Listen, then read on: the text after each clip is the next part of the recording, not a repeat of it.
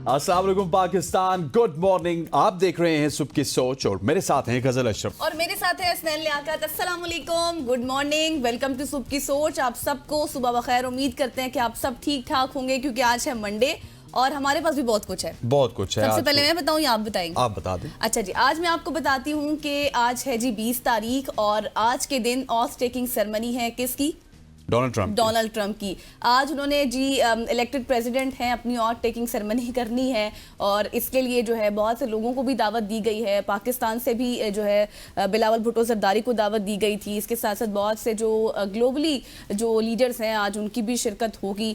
लेकिन कल जब वो पहुंचे ना फ्लोरिडा से वाशिंगटन में, तो बहुत ही अच्छा उनका स्प्लेंडेड किस्म का जो है उनको वेलकम किया गया, फायर वर्क किया गया।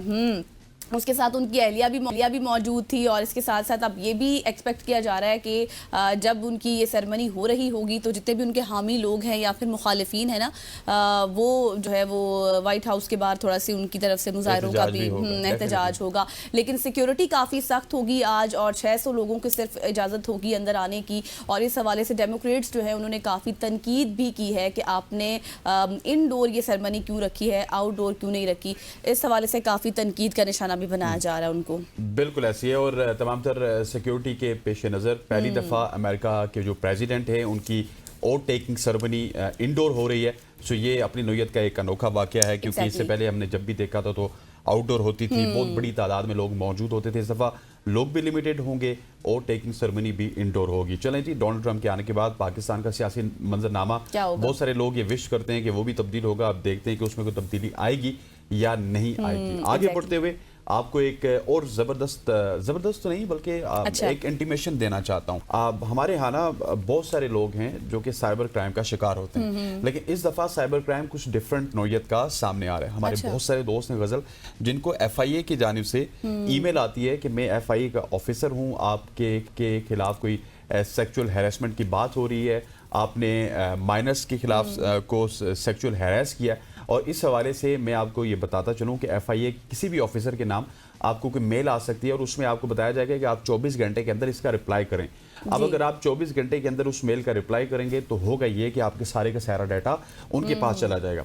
इसके अलावा फिर अगर आपको कोई लिंक आता है तो पहले तो होता ये था कि लिंक को आप क्लिक करते थे तो उसके बाद आपका कोई एक आधी डॉक्यूमेंट जाता था। इस दफ़ा अगर आप लिंक को क्लिक करेंगे तो आपके तमाम हसास डॉक्यूमेंट्स, फिर अगर आपके मोबाइल पे कोई भी बैंक अकाउंट एसोसिएटेड है, वो तमाम का तमाम डाटा अगले शख्स के पास चला जाएगा और वो आपकी जो कीमती चीज़ें हैं उनको उड़ा भी सकता है, उनको चोरी भी कर सकता है। सो ये जो साइबर क्राइम की वारदातें हैं, इनसे आपको होशियार रहना है। FIA की जानिब से या फिर किसी और भी गवर्नमेंट इदारे की जानिब से अगर आपको कोई ईमेल आती है तो आप कंसर्निंग किसी डिपार्टमेंट से फ़ोन कॉल पे बात कर सकते हैं, उनको बता सकते हैं और वो आपको इस हवाले से गाइड करेंगे कि ये स्कैम है। ये FIA की जानिब से कोई भी आपको इस तरह की मेल कोई ऑफिसर नहीं कर सकता। इस तरह के वाकयात तो वैसे आम हैं, लेकिन ये अपनी नौयत का एक अनोखा सा स्कैम है। लेकिन इस हवाले से अब जिस तरह से हसनैन ने इन डिटेल आपके साथ शेयर की है बात कि आपने मुतल्लिका बंदे के साथ शेयर करना है ताकि आपको जो है रेलिवेंट जो गाइडलाइंस है वो मिल सके।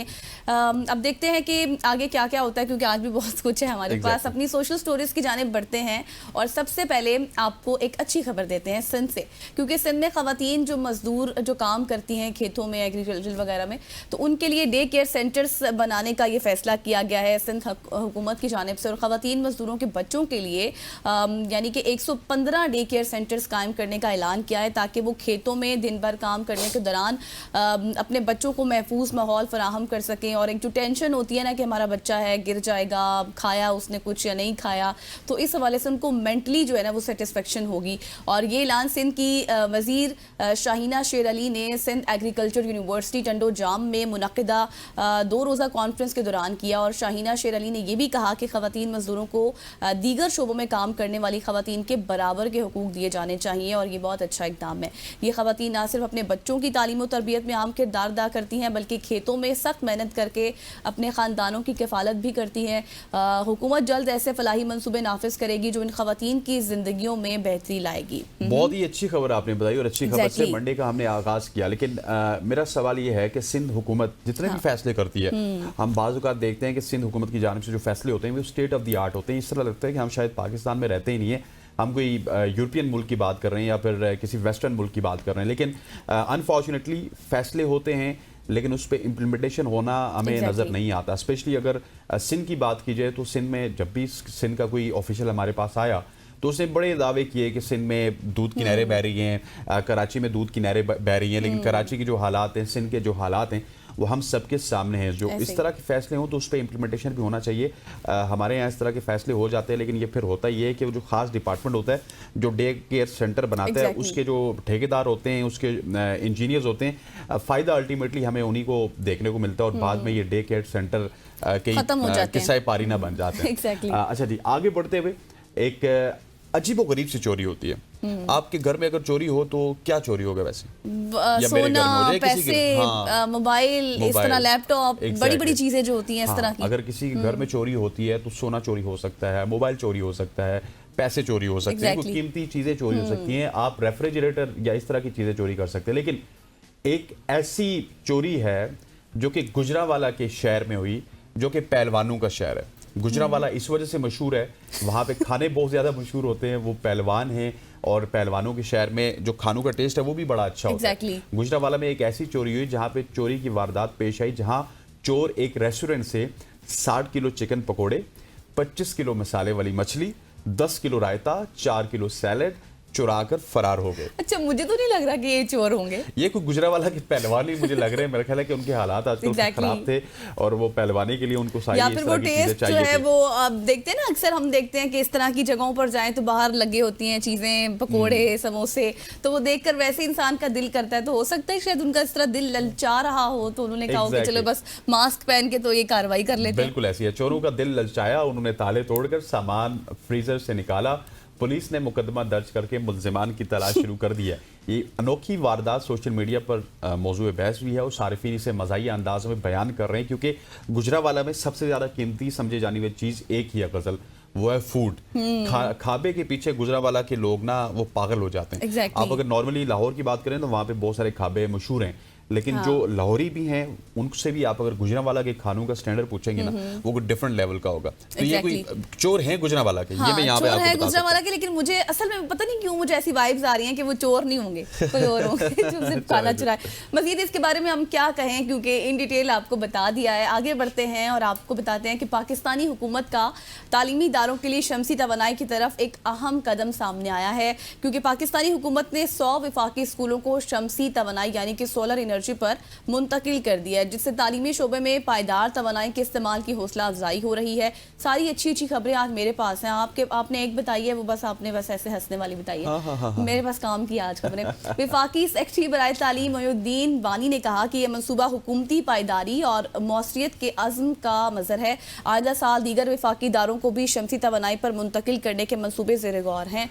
तो ये सिर्फ एक मनसूबा नहीं है, इस हवाले से मजीद मनसूबों पर भी काम किया जा रहा है। डेफिनेटली ये बहुत ही अच्छी खबर आपने बताई। और इस हवाले से जो फेडरल बोर्ड हैं उसके एक मेंबर भी हमारे साथ मौजूद थे। अगर मैं 4-5 महीने पहले की बात करूं तो उन्होंने कहा था कि हमारा ये प्लान है कि हमारे 100 से ज़ायद स्कूल हम पहले मरहले में उनको शमसी तवानाई पे मुंतकिल करेंगे। और अभी आप ये खबर शेयर कर रही हैं कि 100 से ज़ायद स्कूलों को शमसी तवानाई पे मुंतकिल कर दिया। और ये अच्छा है, क्योंकि जितना ज़्यादा नेशनल ग्रिड से बर्डन हटेगा उतनी ज़्यादा आपकी बिजली सस्ती होगी। और बिजली के जो हालात है पाकिस्तान में इस वक्त पूरे एशिया में सबसे महंगी बिजली हम प्रोवाइड कर रहे हैं जो एंड सारिफ है उससे।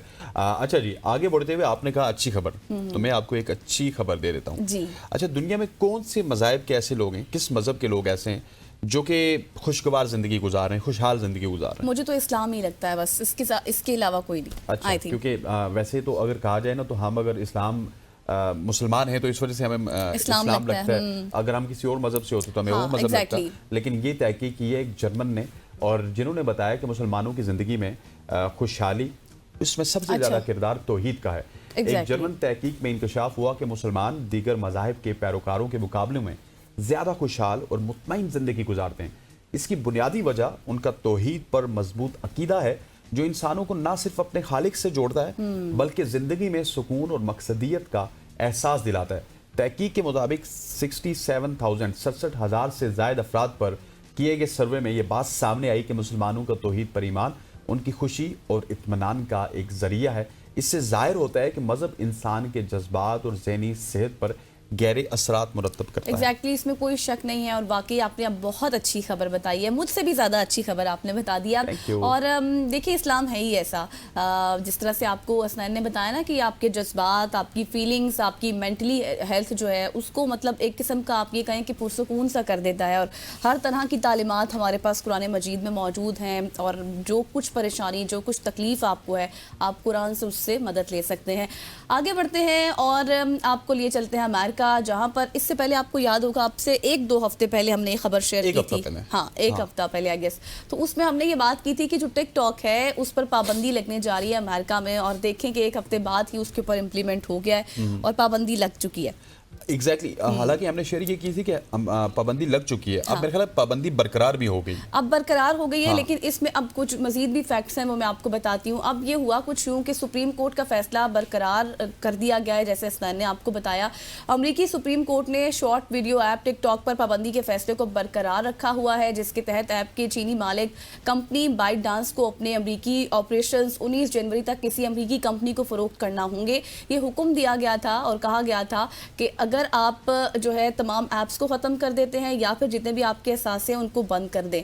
और ये फैसला अमरीकी आइन की पहली तरमीम की खिलाफ वर्जी नहीं करता। टिकटॉक पर पाबंदी कौमी सलामती के खदशात और आज़ादी इज़हार राय के हुकूक के दरमियान एक अहम तनाज़ा भी है। और आपको ये भी याद हो कि टिकटॉक अमेरिका में तकरीबन 27 करोड़ अफराद इस्तेमाल करते हैं, जो अमरीकी आबादी का यानी कि आधा एक हिस्सा है।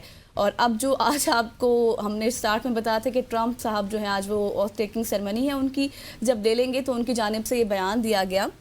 उन्होंने ये बात कही है कि मैं जो हूँ आते साथ 90 दिन का टाइम लूँगा और इस पाबंदी को ख़त्म कर दूंगा। अच्छा, लेकिन ये है कि ये आप देखिए कि बेसिकली इसमें भी आप कहीं ना कहीं से चीन को ला सकते हैं। बेसिकली टिकटॉक का ओरिजिन चाइना है और वो आप डिजिटली चाइना को बीट करना चाहते हैं। चाइना ने टिकटॉक के ज़रिए बहुत बड़ी बड़ी ऐप्स को बीट किया और एक ऐसी ऐप है टिकटॉक जहाँ पे आप मेरे ख्याल है कि 1 घंटे में कोई 50 या 60 कंटेंट देख सकते हैं और फेमस भी हो सकते हैं और कंटेंट भी एक साथ देख सकते हैं। सो ये एक डिजिटल वार थी। इस डिजिटल वार का सिर्फ एक ही हल निकला अमेरिका में कि उन्होंने पाबंदी लगा दी, और पाबंदी भी ऐसी अजीब व गरीब कि आप अपने शेयर्स किसी अमेरिकन कंपनी को बेचिए और यहाँ से निकल जाइए। सो ये अब देखते हैं कि इस जो पाबंदी है इसका मुद्दा किस तरफ जाएगा और ट्रंप आके इसके हवाले से क्या कुछ करेंगे, क्योंकि अगर ये पाबंदी लगाई गई है तो डेफिनेटली उनके जो नेशनल इंटरेस्ट होंगे उनको उन्होंने सामने रख के लगाई होगी। अब मैं आपको बताता हूँ दुनिया के 10 बड़े शहरों के हवाले से और उनका क्या मुस्तकबिल है, मुस्तकबिल में उनको क्या मसाइल एग्जैक्टली उनके लिए होंगे। दुनिया के बड़े शहर जैसे कि Mumbai, Beijing, Mexico city, Cairo, इसके अलावा ढाका, शंघाई, दिल्ली और टोक्यो तेजी से तरक्की कर रहे हैं। इसमें कराची शामिल नहीं है। दुनिया के ये बड़े शहर मुसलसल तरक्की कर रहे हैं। इन शहरों को दरपेश सबसे बड़ा चैलेंज, जिसका मैंने आपको पहले कहा था, वो है मसाइल और वसाइल की कमी। इन शहरों की तरक्की का एक बड़ा पहलू इनके अंदरूनी इंफ्रास्ट्रक्चर को बेहतर बनाना है, पायदार तवानाई के ज़राए को अपनाना और शहरियों की ज़िंदगी के मेयार को बेहतर करना है। ये शहर दुनिया की मईशत, सकाफत और सियासत में अहम किरदार अदा कर रहे हैं। इनका मुस्तकबिल इस बात पर मुनहसर है कि ये किस तरह अपनी तरक्की को पायदार बनाते हैं और अपनी मुआशी और माहौलियाती ज़रूरियात को पूरा करते हैं। इन शहरों का बढ़ता हुआ असर रसूख आलमी सतह पर तब्दीलियों का बायस बनता है और ये अपने मसाइल के हल में अहम तजुर्बात फराहम भी करते हैं। और अब देखते हैं कि इनके सामने जो मसले मसाइल हैं या फिर जो वसाइल की कमी है उसको ये किस तरह से पूरा करते हैं। एग्जैक्टली और इन तमाम सिटीज़ को ना हब कहा जाता है, कल्चर का भी, इकोनॉमी का भी, इनोवेशन का भी, लेकिन वसाइल की भी, जिस तरह से हमने बात की है। और बहुत ज़्यादा लोग यहाँ पर मतलब मिलियंस ऑफ लोग जो हैं यहाँ पर जाकर रहते हैं और स्टे करते हैं, इसीलिए क्योंकि ये शहर ही इस तरह के हैं जहाँ से बहुत ज़्यादा वसाइल जनरेट भी होते हैं और अपॉर्चुनिटीज़ भी। अगर ये वसाइल कम नहीं कर सकते गज़ल या वसाइल जनरेट नहीं कर सकते तो इनके सामने एक बहुत बड़ी एग्जाम्पल है कराची की। कराची भी बहुत बड़ा शहर है, 2-3 करोड़ की आबादी का शहर है, इन शहरों के बराबर का शहर है। अगर आपके पास वसाइल की कमी है या फिर मसाइल बहुत ज़्यादा हैं तो कराची की एग्जाम्पल ले लीजिए। बिजली गायब कर दीजिए, रोड इंफ्रास्ट्रक्चर सब कुछ ख़त्म कर दीजिए, पानी का मसला ख़त्म कर दीजिए, क्या होगा? ज़्यादातर लोग बस हमारी तरह से चीखेंगे पीटेंगे मीडिया पे, हुकूमत को तो कोई फ़र्क नहीं पड़ना। तो आप भी इस तरह कर लीजिए अगर आपसे कुछ कंट्रोल नहीं होता। हम तो कह ही सकते हैं और बात पहुंचा ही सकते हैं। आगे बढ़ते हैं, आपको खबर दें कि गजा में जंगबंदी का मुआहदा हो गया है। इस हवाले से भी हमने डिस्कशन की, एग्जैक्टली सेगमेंट भी किया था हमने। लेकिन आपकी क्या ये जो मुआहदा हुआ है ये बरकरार रहेगा या फिर नहीं, इसको आगे चलकर हमें देखना होगा, ये इंपॉर्टेंट होगा। इसराइल और हमास के दरमियान जंगबंदी का मुआहदा तय पा गया है। मकसद ये है कि गजा में जारी तनाज़े को ख़त्म करना है ताहम जो मुआहिदा है, मुआहिदे के बावजूद इसराइली फ़ज़ाई हमले जारी हैं। मुआहिदे के तहत 33 इसराइली यरगमालियों को रिहा किया जाएगा, ये मुआहिदा हुआ है, और इसके साथ इसके बदले में सैकड़ों जो फ़लस्तीनी कैदी हैं उनको भी आज़ाद किया जाएगा। मुआहिदा कतर, अमेरिका और मिस्र की सालसी से तय पाया है और इसके तहत 42 दिन की इब्तदाई जंगबंदी का मंसूबा बनाया गया। और आपको एक और इसके साथ खबर ये दे दूं कि ये जब मुआहिदा हुआ ना हसनैन, तो 3 घंटे लेट स्टार्ट हुआ और उन 3 घंटों में भी इसराइल की जानिब से फ़ज़ाई हमले किए गए, जिसमें मुतादिद फ़लस्तीनी शहीद हुए हैं। बिल्कुल ऐसे, डेट इज़ वेरी अनफॉर्चुनेट। और जिस तरह हमने पहले ये कहा था कि इसराइल की जानिब से ये जो जंग बंदी का है या फिर मुद्दा है, इसको इस वजह से भी थोड़ी सी पजीराई मिल रही है कि शायद उनको एक ब्रेक चाहिए, एक स्ट्रेटेजिक ब्रेक चाहिए। 1.5 साल हो चुके हैं, वो पसपाई कर रहे हैं, जेनोसाइड कर रहे हैं फ़लस्तीनियों का, और कोई बैद नहीं है कि इस ब्रेक के बाद वो जब अपने यरगमालियों को छुड़वाएंगे और इस फ़लस्तीनियों को छोड़ेंगे तो उसके बाद क्या पता उनके जो अज़ाइम हैं उन पर वापस इजाफा हो सके और वापस वो इसी तरह से जंग की तरफ जा सकें। ख़वातीन वज़ात, यहाँ पे वक्त हो जाता है एक शॉर्ट सी कमर्शियल ब्रेक का। ब्रेक के बाद वापस हाजिर होंगे, हमारे साथ रहिएगा। Welcome back to show. अब हम बात करेंगे कराची में कोरोना वायरस के केसेस में एक बार फिर जो है उसमें इजाफा देखा गया है, उस बढ़ने लगे और एक ये तशवीशनाक सूरत हाल इख्तियार कर गया। रिपोर्ट के मुताबिक सर्दी के मौसम में वहाँ पे बहुत सारे नज़ला, ज़ुकाम और खांसी के साथ आने वाले मरीज़ों में 25 से 30% कोरोना मुस्बत पाए जाना जो है वो सामने आया है। इसके साथ साथ दीगर वायरल इन्फेक्शंस हैं जैसे कि इन्फ्लुएंजा, और बच्चों में सांस की बीमारियां भी बढ़ रही हैं। और सिर्फ यही नहीं है, बहुत सी और भी वायरल इन्फेक्शंस है जिस मुतालिक आज हम बात करेंगे इस सेगमेंट में, और हम जानने की कोशिश करेंगे कि इन बीमारियों का बढ़ता हुआ रुझान क्या है, इनकी अलामात क्या है, फ़र्क कैसे किया जाए और हम अपने आप को और अपने प्यारों को इन बीमारियों से कैसे महफूज रख सकते हैं। हमारे साथ मौजूद होंगे आज जी डॉक्टर सईद अहमद साहब, डायरेक्टर पब्लिक हेल्थ, लियाओ university. Thank you for joining us. सबसे पहले तो डॉक्टर साहब ये बताइए कि कितने % मरीज़ हैं कोविड के जो इस वक्त रिपोर्ट हो चुके हैं? जी अस्सलाम वालेकुम, बहुत बहुत शुक्रिया आपने प्रोग्राम में इनवाइट करने के लिए। सर्दियों के मौसम में जिसने आपने तमहीद बांधी के रेस्पिरेटरी इन्फेक्शन या सांस की नाली की बीमारियां बढ़ जाती हैं, जिसमें वायरल इन्फेक्शन सबसे सरफहरिस्त है। और क्योंकि अभी पेंडेमिक जस्ट ओवर हुआ है, कोविड के अलावा बाकी भी इस वक्त वायरसेस एग्जिस्ट कर रहे हैं, तो ये गवर्नमेंट और पब्लिक हेल्थ लेबॉर्ट्री की काविश है कि वो सर्वेलेंस सिस्टम उसने एक्टिव किया हुआ है, और जिसकी वजह से यहाँ पे क्योंकि PCR टेस्ट बाकायदगी से होते रहते हैं, तो जैसे ही ये नंबर सामने आए हैं तो ये डायग्नोज हुए हैं। इस तरह बाकी इलाकों में भी अगर इस तरह की सर्वेलेंस सिस्टम को मजबूत बनाया जाए तो वहाँ भी केसेस निकल आएंगे। तो ये कोई बहुत ज़्यादा अलार्मिंग बात नहीं है कि ये वायरसेस एग्जिस्ट करते हैं, क्योंकि वायरसेस अगर आप देखते हैं, अगर सिम्टम्स हैं तो बीमारी किसी न किसी उनकी वजह होती है। नज़ला, ज़ुकाम, खांसी की वजह उमूमन जो है इन्फेक्शियस डिजीज़ होते हैं, और वायरल इन्फेक्शन काफ़ी ज़्यादा तादाद में इस वक्त एग्जिस्ट कर रहे हैं बनिस्बत दूसरे जगहों के, जहाँ पे अगर मौसम साफ सुथरा है, सर्दी नहीं है। तो हमें चाहिए कि बर वक्त इसकी तशखीस हो, और आवाम के लिए ज़रूरी है कि अगर उनको अलामात हो तो वो फिर अपने आप को महदूद रखें। मतलब नंबर्स तो जितनी ज़्यादा टेस्ट करेंगे सही एग्जैक्ट पता तब चलेगा, लेकिन इंडिकेशन अगर आपको पता चल गया या कि भाई ये बीमारी एग्जिस्ट कर रही है और मिलते जुलते अलामात है, तो कम से कम अपने आप को महदूद कर लें। अगर टेस्ट कर लें तो ज़्यादा बेहतर है, क्योंकि टेस्ट से ये पता चल जाएगा कि कौन से वायरसेस तो है लेकिन कौन सा वायरस है।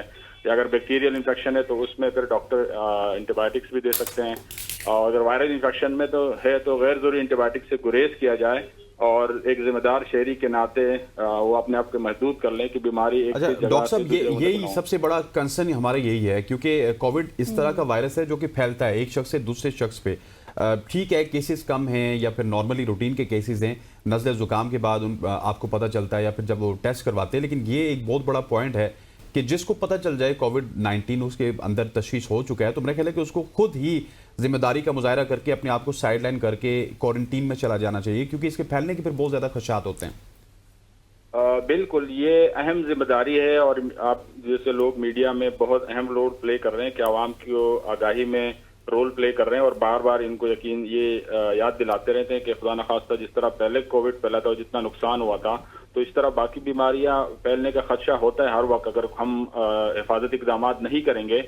और हिफाजती इक़दाम बड़े आसान है, मतलब अगर किसी को बीमारी है तो वो मास्क पहन लें, हाथ गैर जरूरी ना मिलाए लोगों से, और बार बार हाथ धो लें ताकि हाथों के जरिए बीमारी दूसरे को मुंतकिल ना हो। और इसी तरह जो है जमघटे में जाने से गुरेज करें। गैर जरूरी अगर बीमार है बंदा तो ऑफिस या इस तरह जगह पे ना जाए। तो ये बिल्कुल आसान चीजें हैं, बहुत मुश्किल भी नहीं है और इस पर कोई खर्चा भी नहीं आता। लेकिन खुदा ना खास्ता फिर बहुत सारे लोग बीमार हो जाते हैं तो उससे फिर नुकसान हो सकता है, स्पेशली अगर बच्चे या बुजुर्ग अफराद, मतलब जवानों में तो इसमें मोर्टेलिटी बहुत कम है या सिवियरिटी कम है, लेकिन बुजुर्ग अफराद या जिनकी इम्यूनिटी कम हो तो उनको ज्यादा नुकसान हो सकता है। तो ये भी हमारी जिम्मेदारी है कि ऐसे लोगों को हम बचाएं और अगर कोई बीमार है तो अपनी जिम्मेदारी का एहसास कर लें।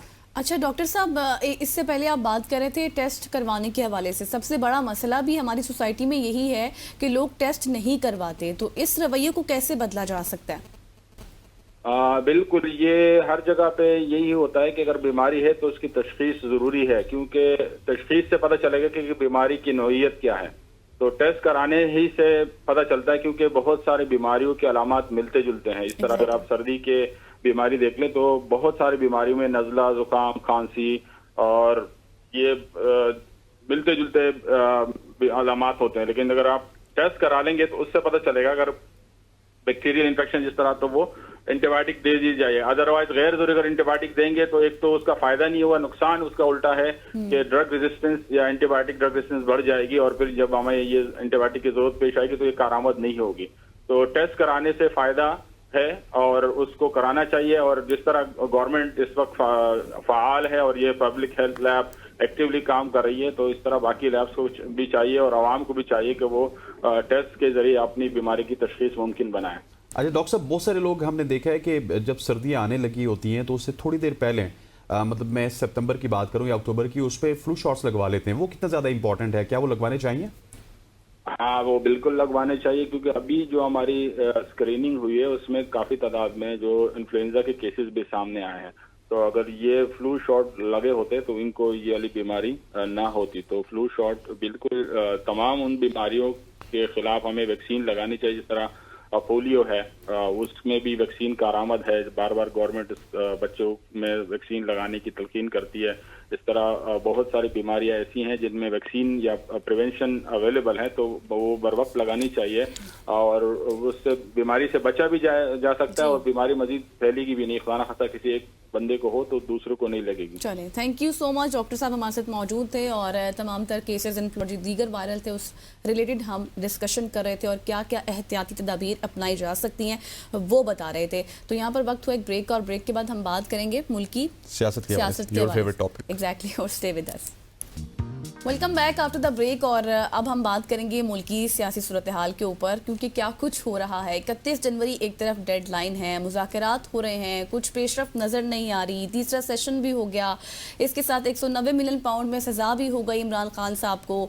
पीटीआई वालों ने कहा कि हम रिव्यू में जाएंगे, रिव्यू में भी चले गए। लेकिन अब इस सारे सूरत हाल का मुज़ाकरात पर असर पड़ेगा, मुज़ाकरात आगे होंगे, कोई कंक्लूजन हमें नज़र आए कि या फिर नहीं। एक तरफ हुकूमती जो बयानात हैं वो भी हम देख रहे हैं, चाहे वो राना सनाउल्लाह हों, दीगर रहनुमा हों, एक तरफ पीटीआई के भी कुछ बयानात ऐसे हैं। लेकिन इस सारी सूरत हाल में सवाल ये बनता है कि व्हाट नेक्स्ट और अब हमें क्या देखने को मिल सकता है। इसी तमाम तर सूरत हाल पर आज हम बात करेंगे। बिल्कुल ऐसी हमारे साथ मौजूद है अली बुखारी साहब, रहनुमा है पाकिस्तान तहरीक इंसाफ के। Thank you so much for joining अस बुखारी साहब। जिस तरह गजल ने कहा कि व्हाट नेक्स्ट, लेकिन मेरा सवाल ये है कि मुज़ाकरात को आप कामयाब होता हुआ देख रहे हैं?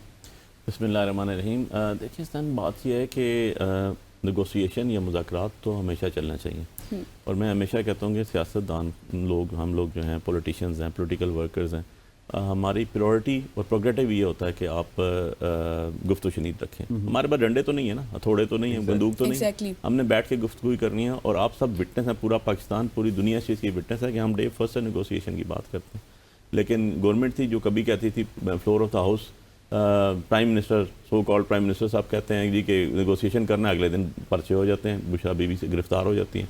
कभी इनका कोई एक सीनियर मिनिस्टर कहता है गुफ्तगू करनी है हमने, उसके बाद दोबारा हैमरिंग स्टार्ट हो जाती है। तो जब आपने गुफ्तगू करनी होती है तो आप उसके लिए माहौल भी बनाते हैं, एक एटमॉस्फेयर ऐसा बनाते हैं कि यार गुफ्तगू शनीद आ गई। इवन एंड अदरवाइज सब कुछ होने के बावजूद, साल होने को है, 8 फरवरी को साल हो जाएगा, लोगों के मैंडेट पर डाका मारने के बावजूद, हमें जेलों सख्तियाँ और कैद खाने भुगतने के बावजूद, हमें असीरान बनाने के बाद भी हम लोग बैठे हुए हैं नेगोशिएशन के लिए। और इमरान खान साहब ने नेगोशिएशन कमेटी बनाई जो बहुत सीजनड पॉलिटिशियंस और हमारे जितने अथादी थे उन समेत सबको बीच में रख के उन्होंने एक सीजन पॉलिटिशियन और जिनको आप कहते हैं ना कि जीरक लोग थे पॉलिटिकली, जिनका एक्सपीरियंस था, उनको डाला।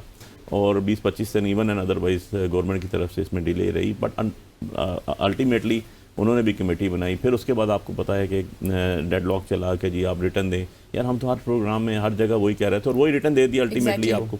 तो आपने 2-3 मैं इस पर कहता हूँ कि डेट ऑफ हेयरिंग्स ही कहूँगा ना मैं उनको, तो कि उसके अंदर नेगोशिएशन कमेटी की जो मुलाकातें हुई, जो उसके अंदर सेशन हुए, उसके अंदर वो अल्टीमेटली इस चीज़ पे डिबेट होती रही, आपके टीवी चैनल्स पे भी इस चीज़ पे डिबेट होती रही, और अल्टीमेटली फिर चलो हमने कहा ओके फाइन जी हम लिख के दे देते हैं। अब लिख के दे दिया। अब उन्होंने क्योंकि गवर्नमेंट ने पहले किसी भी जगह अपनी कोई रिजर्वेशन या कोई अपना पॉइंट ऑफ एजेंडा जो है उन्होंने या अपनी तरफ से कोई शर्त नहीं कही थी। उन्होंने कहा जी आप दें हम देखते हैं, और हमने भी बहुत कट डाउन किया, बहुत शॉर्ट डाउन करके हमने कहा यार जो कॉन्स्टिट्यूशनल राइट है हमारा एज अ पाकिस्तानी सिटीज़न, जो पाकिस्तानियों का राइट है, जो एज अ मुस्लिम हम पे शरीयत कहती है, हमने तो वही काम किया ना कि यार नंबर 1 इलीगल जो डिटेंशन में लोग हैं, इनोसेंट लोग हैं, गुनाहगार लोगों की और बात है, बेगुनाह लोगों को अगर आप नहीं रिलीज़ करते और आपने पॉलिटिकली मोटिवेटेड केसेस बना के अंदर रखा हुआ है तो दिस इज़ एब्सोल्युटली रॉन्ग।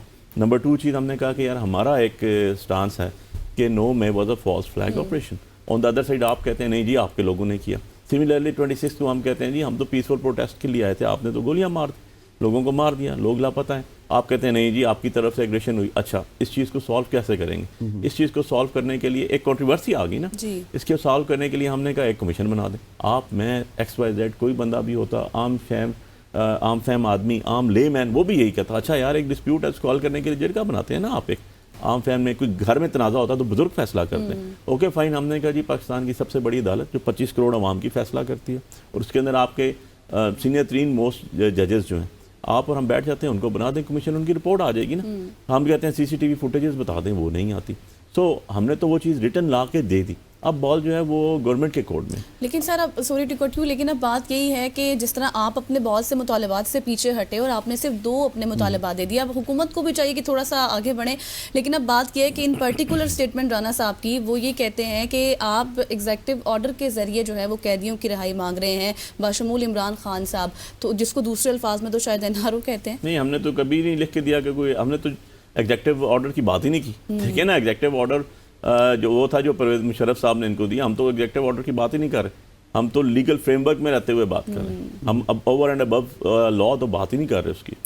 और वो जो चीज़ें हमने लिख के दी हैं वो आपके पास ही मौजूद हैं, हमारे पास ही मौजूद हैं, उसमें कहीं ऐसा लफ्ज़ यूज़ नहीं हुआ। अब बात यह है कि इनोसेंट लोग, मैं आपको एग्जांपल 1 बाय 1 कोट करता हूँ। आपको मैंने अभी बताया कि मेरे ऊपर 17 FIR हैं। यार मेरी इन्वॉल्वमेंट किस जगह? कौन सा वो जिस बंदे ने गाड़ी के नीचे रेंजर्स शहीद किए वो बैठा हुआ जेल में, उसके एडमिशन भी हो गया, सब कुछ, आपने पूरी लीडरशिप को उठा के बीच में रख दिया पर्चों के अंदर, तो इसको आप क्या कहेंगे? इसको आप क्या कहेंगे? इसको आप मिस यूज़ ऑफ पावर्स ही कहेंगे ना, तो इसको आप पॉलिटिकली मोटिवेटेड केसेस ही कहेंगे ना, इसके अलावा तो नहीं कह सकते। सो थिंग इज कि इसके लिए आपको एग्जेक्टिव ऑर्डर की जरूरत नहीं होती, प्रोसिक्यूशन खड़ी होती है और देखती है कि बंदा इनोसेंट है या बंदा गिल्टी है। तो जब वो इनोसेंट कहती है तो उसके बाद कोर्ट्स के बाद और कोई ऑप्शन नहीं होता except to release the person. So हमने कभी एग्जेक्टिव ऑर्डर्स की बात नहीं की। अगर एग्जेक्टिव ऑर्डर्स ही होते तो इमरान खान साहब आज 1.5 साल से 500-550 दिन अंदर हो गए, उनको ये ना होता कि वो अंदर जेल काट रहे होते। एग्जेक्टिव ऑर्डर तो मसला नहीं था, पहले दिन भी हो सकता था, इनके बगैर भी हो सकता था। अच्छा बुखारी साहब, जो आप बात करते हैं ना जुडिशल कमीशन की, तो आप भी सियासत के तालिब इल्म भी हैं, कानून के तालिब इल्म भी हैं, हम सब लोग। जुडिशल कमीशन की हिस्ट्री तो पाकिस्तान में बहुत ही अजीब व गरीब सी है, उसमें तो निकलता ही कुछ नहीं है ना, उनकी रिपोर्ट्स आती हैं सामने, अगर आती भी है तो 10-10 साल बाद आती हैं और पता चलता है मुबम है वो भी। देखें अल्टीमेटली किसी तरह इन्वेस्टिगेट या इंटरोगेट तो चीज़ होती है और उस चीज़ का जो है मतन तो कोई निकलता है ना, डिसीजन तो कोई आता है ना, कि ना कि एक ब्लेम गेम चल रही हो, मैं आप पे इल्ज़ाम लगा रहा हूँ, आप मुझ पे लगा रहे हैं। अल्टीमेटली एक चीज़ आ गई टेबल के ऊपर जिस पे हम सारे के सारे मुत्तफिक हैं कि यार ये इस तरह हुआ है, और उन जो 2 इशूज़ हैं ना इनके ऊपर सारे FIR हैं, सारी की सारी FIR घूम रही हैं 9 मई एंड 26 नवंबर। तो इन चीज़ों को रिजॉल्व करने के लिए तो ज़रूरी है कमीशन बनेगा, चीज़ें खुद ब खुद रिजॉल्व होनी शुरू हो जाएंगी और आप पॉजिटिव पे जाएंगे। That is the basic thing which I would like to say कि ये चीज़ें जब तक रिजॉल्व नहीं करेंगे पाकिस्तान आगे नहीं चल सकता, नहीं बढ़ेगा, क्योंकि आप अंदर इतना ज़्यादा, वो कहते हैं ना हम धंसे हुए हैं कि हम स्टेप नहीं ले सक रहे आगे, कि अंदर के हमारे इतने ज़्यादा प्रॉब्लम्स चल रहे हैं। तो अंदर के प्रॉब्लम्स हमारे रिजॉल्व होंगे तो हम मुल्क को आगे लेके जाएंगे और लोग प्रॉस्पेरियस साइड पे जाएंगे ना, उसके लिए भी ज़रूरी है आपको डेमोक्रेटिक स्टेबिलिटी नहीं होगी, आपकी डेमोक्रेसी को स्टेबिलिटी नहीं हासिल होगी तो आगे नहीं चलेंगे। लोगों की कहते हैं ना, government of the people, for the people and by the people. Exactly. वो क्यों कहते हैं? आपका अवामी नुमाइंदा होगा ना, वो अलग बात है कि अवाम ने हमें जिताया और हम बाहर बैठे हुए और जो हारे हुए। वो किधर है, फैसला किधर गया? वो अभी तक यूं का तू है जी। उसमें अभी तक जो है वो जो रिटायर्ड जज साहब लगाए गए थे हमारे ट्रिब्यूनल सुनने के लिए इस्लामाबाद के लिए, और खुशकिस्मत आदमी थे रिटायर्ड जज साहब वो, क्योंकि उनके बेटे का नाम पंजाब जुडिशरी के लिए चला गया और उसके बाद इनके बस ट्रिब्यूनल में केसेस चले गए। फिर हमने इसमें रिट फाइल की, उस रिट पे स्टेटस को ऑर्डर ग्रांट हुआ और अभी तक यूं का तूं पड़ा। अच्छा, बुखारी साहब ने बड़ा मजे का जुमला कहा था ना कि हमने जब शुरू में पूछा था कि बुखारी साहब क्या हो रहा है, तो कहते हैं हकीकी है मैंने। लोग बुलाते हैं, देखें आप मेरे कार्ड्स देखें, इन्विटेशंस देखें, जिन्होंने वोट लिए हैं, जो कॉन्स्टिट्यूंसी आपकी दूर तो नहीं है ना, कॉन्स्टिट्यूंसी आपकी इस्लामाबाद के अंदर, आपको दिन सारा, और मैं तो लोकल नेटिव आदमी हूँ तो मुझे तो शादियों में भी जाना पड़ता है, गमियों में भी जाना पड़ता है, लोगों के मतलब गमी खुशी में शरीक होना पड़ता है। अदरवाइज मैं कचहरी बेस्ड हूँ तो सारा दिन आपको पता है लोगों के इंटरेक्शन रहती है। फिर मैं लोकल, मेरा घर बार सेटअप गांव सब बरादरी इस्लामाबाद के अंदर है ना, मैं इस्लामाबाद से बाहर तो नहीं।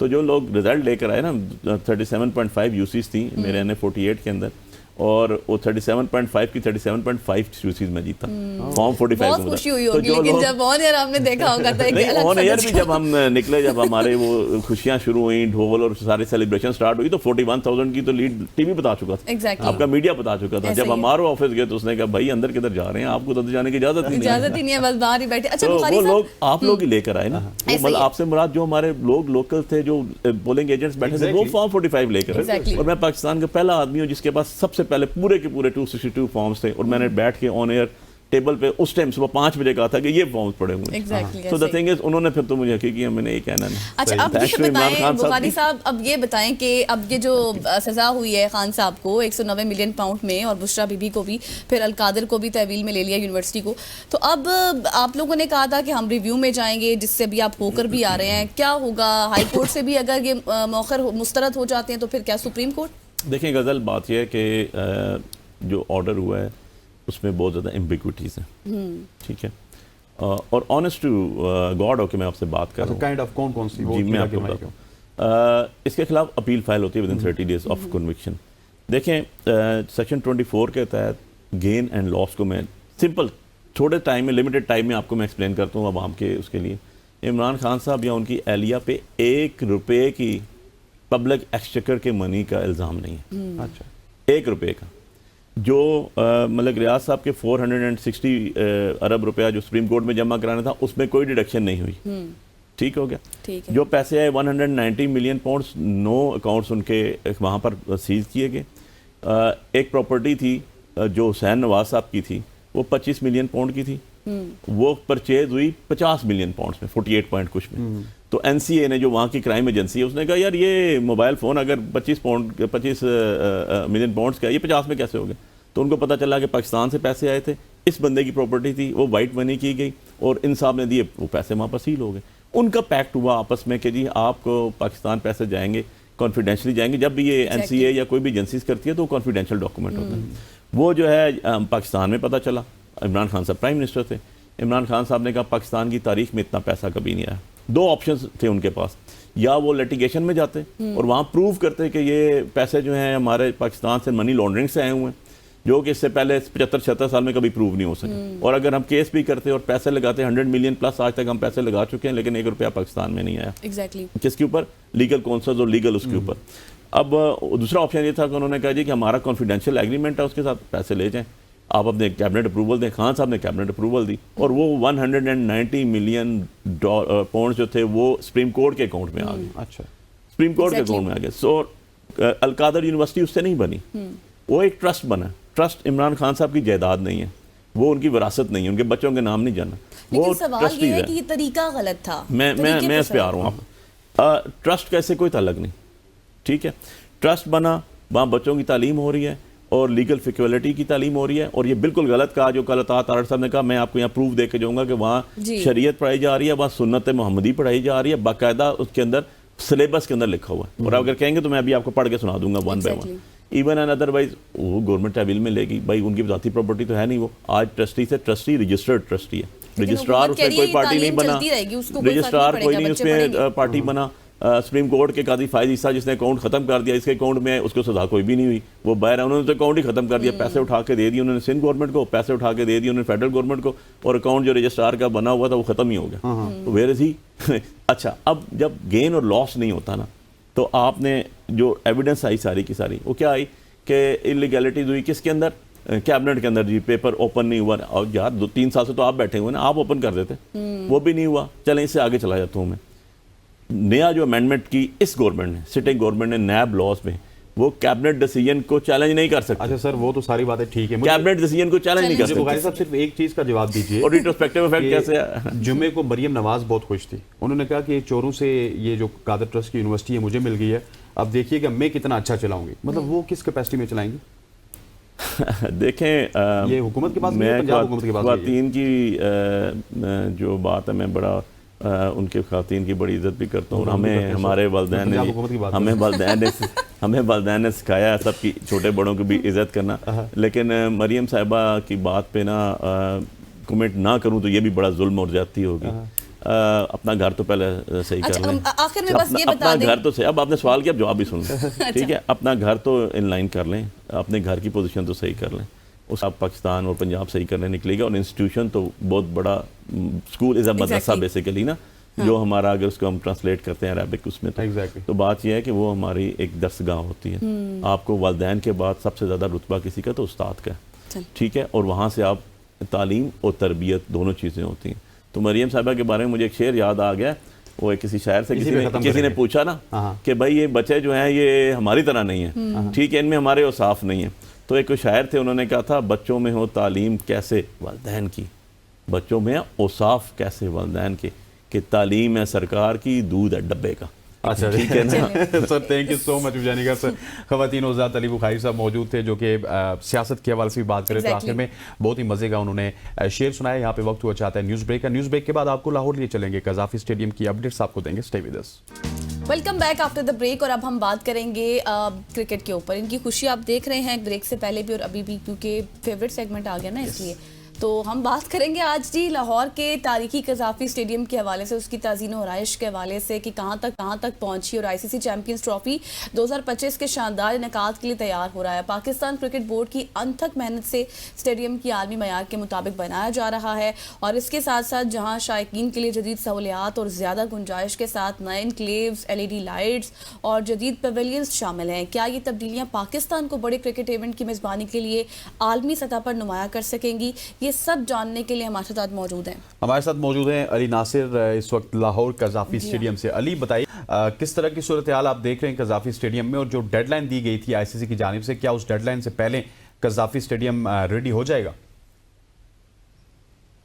जी बिल्कुल, कज़ाफ़ी स्टेडियम की रेनोवेशन पर काम 24 घंटे जारी है, और अब तक की ताज़ा तरीन जो पेशरफ्त हुई है उसके मुताबिक 27 जनवरी तक कज़ाफ़ी स्टेडियम को मुकम्मल तौर पर इसकी जो तामीर है वो मुकम्मल कर ली जाएगी, और 30 जनवरी बताई जा रही है कि इसका इफ्तिताह कर दिया जाएगा। इससे पहले चेयरमैन पीसीबी मोहसिन नकवी की जानिब से 27 जनवरी को इफ्तिताह की तारीख रखी गई थी, लेकिन अब ये तारीख 30 जनवरी कर दी गई है। और क्योंकि हम इस जगह पर मौजूद हैं तो हम अंदर के भी तमाम तर मनाजिर देख चुके हैं। 90 से 95% काम इस वक्त मुकम्मल कर लिया गया है। जो इसकी मेन बिल्डिंग है वो इसका ढांचा खड़ा करके उस पर पेंट रंगो रोगन कर दिया गया है। खिलाड़ियों का dressing room, prayer room, dining room बना दिया गया है, और खिलाड़ियों की जो जिस जगह पर खिलाड़ी बैठते हैं उसके आगे VIP बॉक्सेस बनाए गए हैं, वो भी मुकम्मल कर लिए गए हैं। और सिटिंग जो कैपेसिटी थी उसको बढ़ा दिया गया है। पहले 27-28 हज़ार के करीब सिटिंग कैपेसिटी थी, लोग बैठ सकते थे मैच देखने के लिए, लेकिन अब यह कैपेसिटी बढ़ाकर 34,000 कर दी गई है। सबसे मुश्किल काम यह था कि जो इसकी मेन बिल्डिंग थी वो ऐसे लग रहा था कि जैसे उसको टाइम लग सकता है, लेकिन वो अब मुकम्मल कर ली गई है, और 30 जनवरी को इसका इफ्तिताह कर दिया जाएगा। आप मेरे पीछे देख सकते हैं कि मैं जिस गेट के बाहर खड़ा हूँ, यहाँ से खिलाड़ियों की एंट्री होती है, यहाँ से गुजर कर खिलाड़ी कज़ाफ़ी स्टेडियम के अंदर दाखिल होते हैं। और पीछे आप देख सकते हैं कि सड़क भी तामीर कर दी गई है। 2 दिन पहले यहाँ पर सड़क तामीर की जा रही थी, खुदाई की हुई थी, आमदोरफ्त बहुत मुश्किल थी, बल्कि ये रूट बंद किया गया था, लेकिन अब ये ट्रैफिक भी रवां दवा है। और ये लिबर्टी चौक से जाता है। 2 गेट हैं कज़ाफ़ी स्टेडियम को जो लगता है, एक फिरोजपुर रोड से और एक लिबर्टी से। जो लिबर्टी की तरफ से जो गेट लगता है वहाँ पर तमाम काम मुकम्मल हो चुका है। अंदर जो कज़ाफ़ी स्टेडियम की जो मेन बिल्डिंग है वो मुकम्मल हो चुकी है, उसके बाहर की जो रोड है वो मुकम्मल कर लिया गया है। और इस बारी क्योंकि आप देख सकते हैं कि बाहर भी नई सड़क इसलिए तामीर की गई है क्योंकि जब यहाँ पर बारिशें होती थी, मानसून की बारिशें हो जाती थी या सर्दियों की रिमझिम बारिश होती है तो यहाँ पर बहुत ज़्यादा पानी जमा हो जाता था।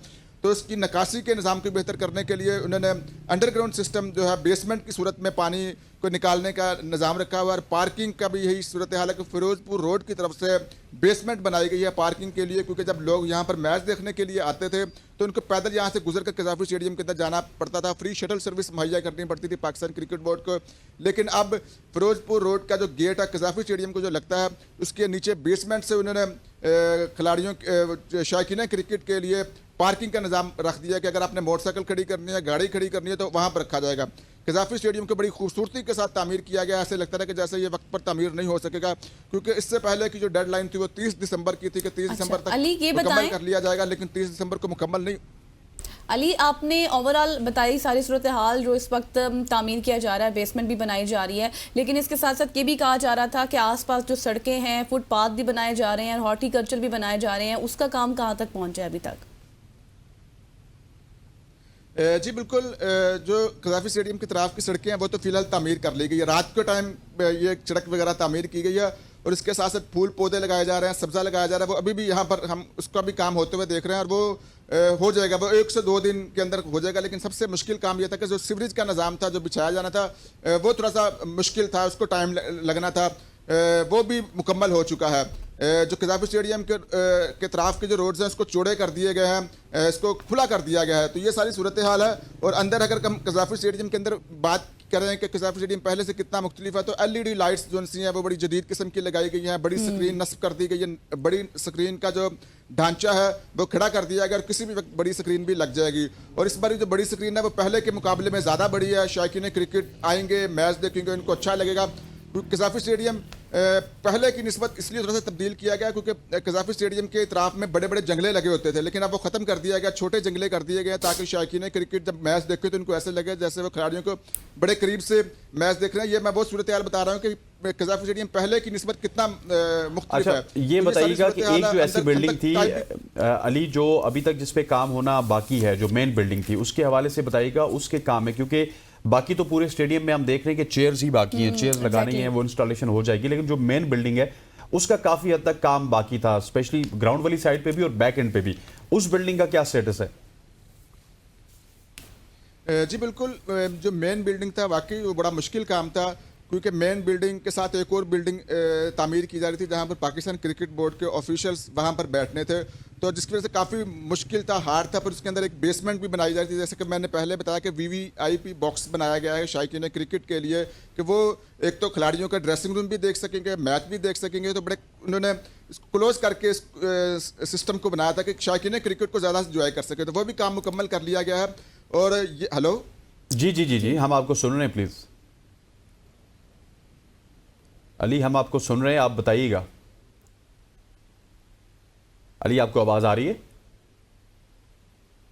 चलें जी, अली से हम एकदम से रब्ता करते हैं। अली नासिर इस वक्त लाहौर में मौजूद है कज़ाफ़ी स्टेडियम के बाहर, जहां पे वो हमें बता रहे हैं कज़ाफ़ी स्टेडियम के हवाले से आसपास की सूरत हाल क्या है, कज़ाफ़ी स्टेडियम की सूरत हाल क्या है। और ये एक बड़ा माइलस्टोन होगा गज़ल कि आपने इतने कम अरसे में इतना बड़ा आलमी मेयार के मुताबिक स्टेडियम बनाया है। भी आई गेस वहीं पे होना। हाँ एग्जैक्टली, इफ्तिताई तकरीब भी वहीं पे, इफ्तिताई तकरीब तो खैर कराची में होनी है, लेकिन फाइनल कज़ाफ़ी स्टेडियम में होना। कराची के बाद अगले 1-2 दिन में आपको लाहौर में मैचेस नजर आएंगे, फिर रावलपिंडी क्रिकेट स्टेडियम में भी काफी हद तक काम हो चुका है। अच्छा हसनैन, अली से हमारा राब्ता डिस्कनेक्ट हुआ है। मुझे अली से ये भी जानना था, क्योंकि सवाल एक उठ रहा है अब ये कि काम तो बहुत ही अच्छे मयार का हुआ है ओवरऑल, लेकिन कुर्सियों के हवाले से कहा जा रहा है कि वो टूट फूट सकती हैं जब हल्ला गुल्ला होता है, कोई छक्का चौका लग जाता है, तो लोग जब ना बिल्कुल उछल कूद करते हैं तो कुर्सियों का जो मटेरियल है उसके ऊपर भी बहुत सवालात उठ रहे हैं। लेकिन वो मेरा ख्याल है कि काफी अर्ली भी हो जाएगा अभी, जिस तरह की कुर्सियां वहां पे लगी हुई हैं, हमें इस तरह से की कुर्सियां MCG में नजर आती हैं, सिडनी क्रिकेट ग्राउंड में नजर आती हैं, इंग्लैंड के ग्राउंड में नजर आती हैं, फोल्डिंग कुर्सियां लगाई गई हैं। और जो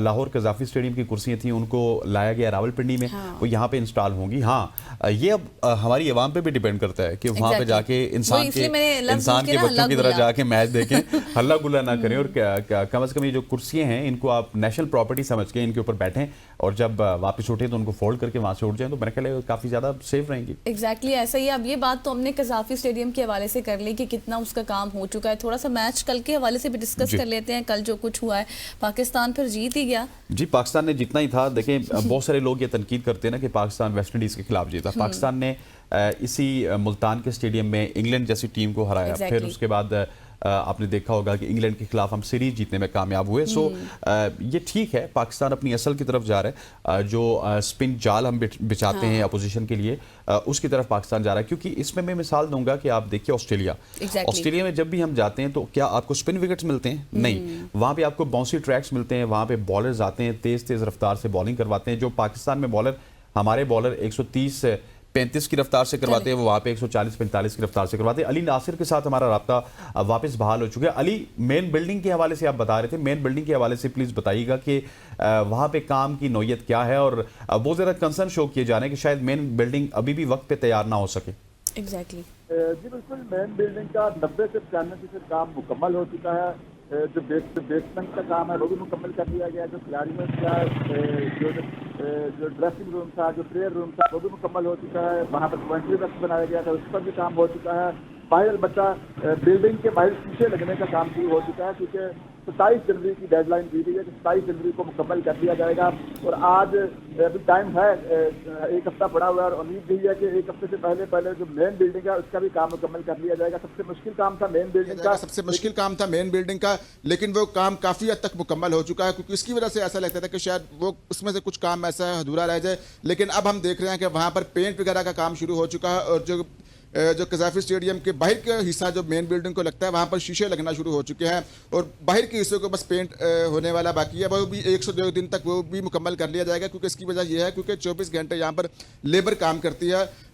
पाकिस्तान क्रिकेट बोर्ड की तरफ से लेबर के लिए खाने पीने का अहतमाम भी बाहर ही रखा गया है। जो लेबर है वो बाहर रात के टाइम भी वक्त सोने का इंतजाम भी उनका इधर ही है। उन्होंने रूम्स वगैरह बनाकर दिए हुए हैं कि आपने रात भी इधर ही रहना है और दिन के वक्त भी काम करना है। मुख्तलिफ शिफ्टों में काम किया जाता है, यानी कि 24 घंटे रात को टाइम भी काम हो रहा है और दिन के टाइम भी काम हो रहा है। लग तो ऐसी रहा है कि 27 जनवरी तक इसको मुकम्मल कर लिया जाएगा, और 30 जनवरी की जो डेडलाइन है उसके मुताबिक उसका इफ्तिताह कर दिया जाएगा।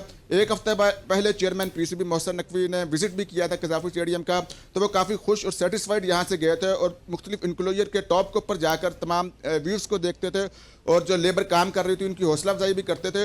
और साथ साथ उन्होंने ये भी इंस्ट्रक्शन दी कि जो सबसे सस्ता इंक्लोजर था, इसके टॉप के ऊपर जब उन्होंने चढ़ के देखा कि वहाँ से भी व्यू बहुत ज़बरदस्त नज़र आ रहा था, तो उन्होंने उसको बताया कि यहाँ पर एक तो लेबर से खुश भी हुए, और उसको मज़ीद उन्होंने कहा कि इसको भी आप VIP इंक्लोजर के अंदर शामिल करें, ताकि शायकीन क्रिकेट जब आएँ तो मैच देखें। वो इस हवाले से काफ़ी खुश भी थे, सेटिस्फाइड भी थे। उनको लगता था कि 27 जनवरी तक, क्योंकि उन्होंने ये सबसे पहले डेट अनाउंस की थी कि 27 जनवरी को उसका इफ्तिताह कर दिया जाएगा।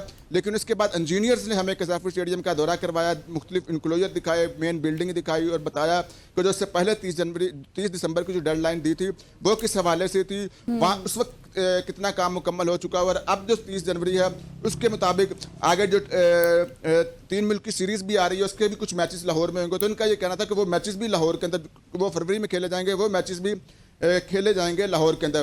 तो ये सारी सूरत हाल पूरी उम्मीद है, बाहर की सूरत हाल उम्मीद ही नजर आती है। चले जी, होप फॉर द बेस्ट के अच्छा ही हो। जो डेडलाइन बताई जा रही है उससे पहले ही काम तो ज्यादा बेस्ट है। जो जितनी भी स्पेकुलेशंस की जा रही हैं कि ऐसा नहीं होगा वैसा नहीं होगा, तो वो दम तोड़ जाएंगी। Thank you so much for joining अस अली।